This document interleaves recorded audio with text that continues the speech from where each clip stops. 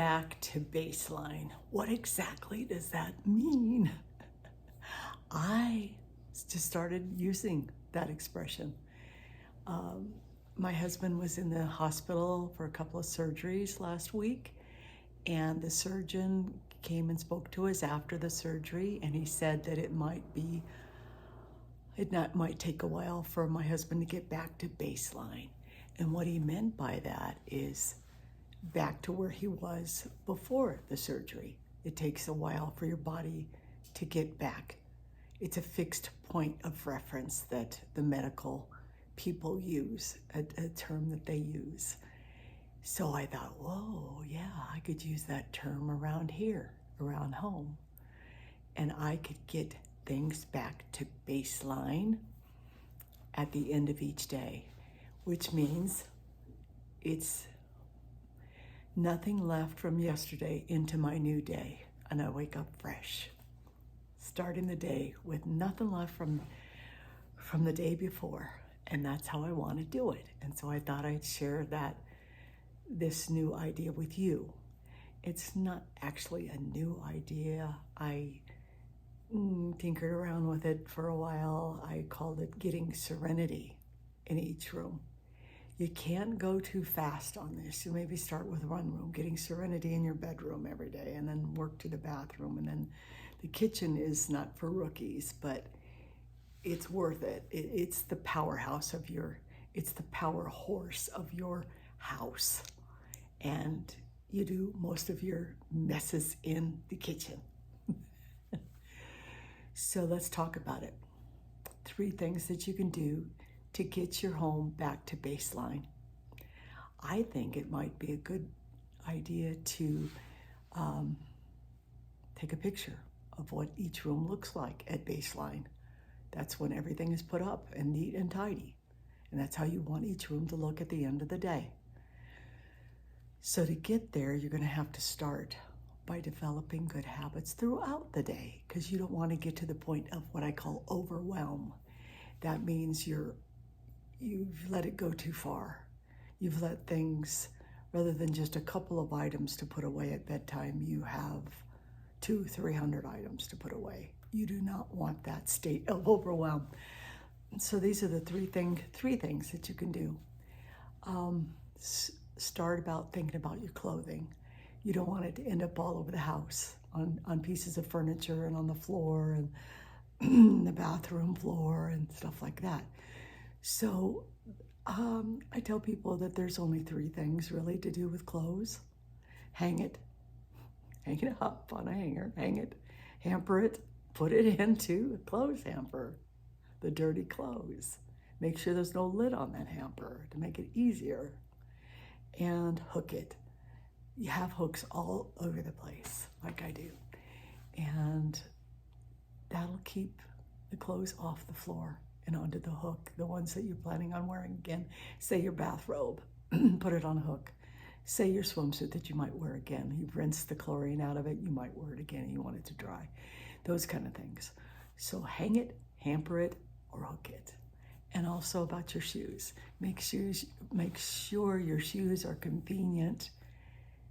You're putting them away conveniently. One motion storage in a convenient place. I put mine on the dresser top, and then the shelf above the dresser is where I put all my shoes.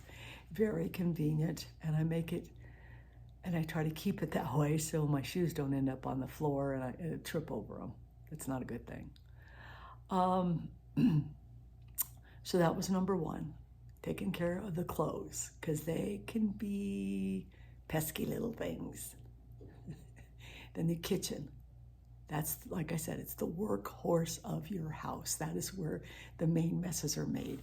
And I just want to show you that I kind of made some messes. And I need to clean it up, but I need to do the video before I do that.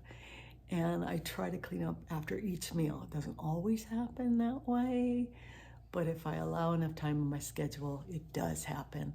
And then when after dinner, I don't have 3 meals worth of visual clutter to put away, I only have 1, and I try to keep the evening meal very simple.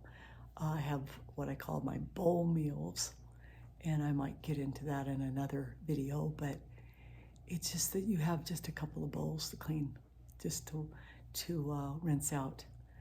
That's all you have, and then you can enjoy your evening when your energy level is low. At least my energy level is low in the evening. I am a morning person. I have a lot of energy in the morning, but toward about 8 o'clock, that's when things start taking a nosedive. And so your clothes, your kitchen. Oh, also make sure your sink is cleaned out, your counters are clean. It's back to baseline. All the clothes, all the dishes, all the food, everything. There's a little orange right there on the floor. Anyway, so you want to get everything put away. Get it pretty much to baseline before your dinner starts, and then you won't have to worry about doing it after when your energy level is low. And then number 3 is your horizontal surfaces everywhere, in every room. Over here is where I kind of worked on my dining room table. I've been working on a blog, this blog actually, and I need to get my dining room table cleared off. So I'm not going to wait till bedtime to do that. I'm going to do it now. After I clean the kitchen, then I'm going to clean that area.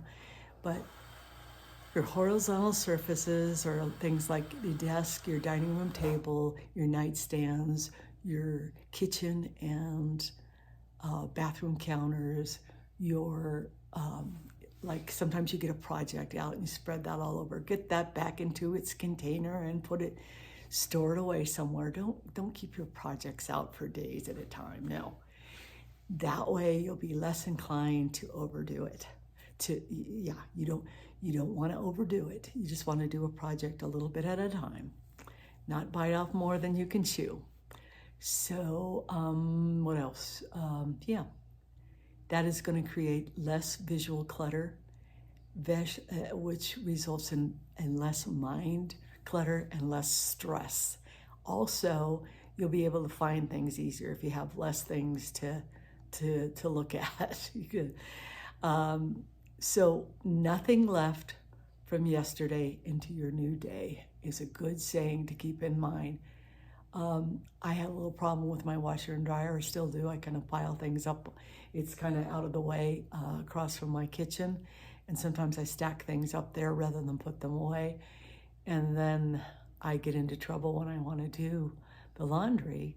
Then there's stuff to take off the washer and the dryer, and that's not good. So I've been working on that habit. And we're all human. We're all working to get better.